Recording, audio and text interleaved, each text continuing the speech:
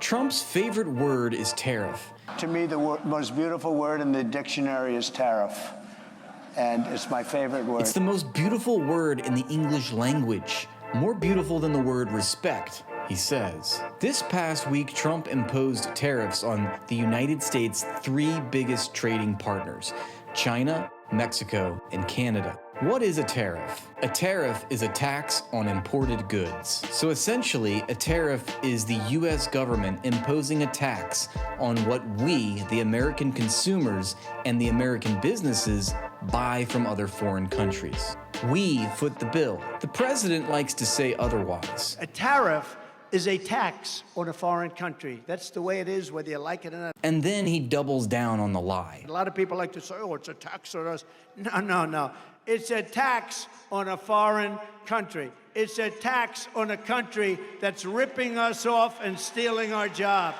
But ask any economist and they will tell you that's not how tariffs work. Imposing tariffs on the United States' three biggest trading partners only hurts Americans. Essentially, the United States is lifting a rock only to drop it on its own feet. The rock is the tariff, and the feet are the inconvenient facts that the United States relies on imported goods. Judging by how keen the Trump administration is on government efficiency, which to me is a buzzword for cutting costs on already heavily defunded and much needed social services like Medicare and Medicaid, or agencies like the EPA, or even children's cancer research. Undoubtedly, the tariff revenue raised by the government will go to the pockets of Trump's billionaire cabinet and the class of donors which has bought his presidency. Tariffs are another funnel, another grift, another tactic in the class war between capitalists and workers, by which capitalists use the government to rob the poor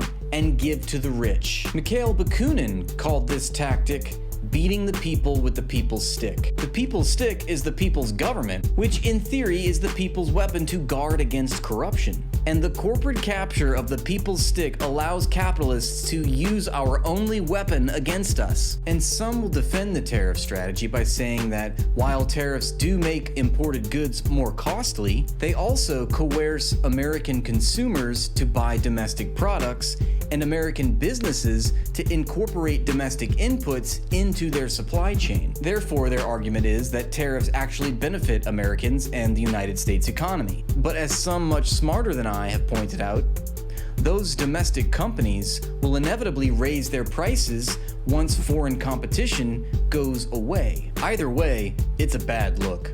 And it's a bad look for us. It's a great look for Trump.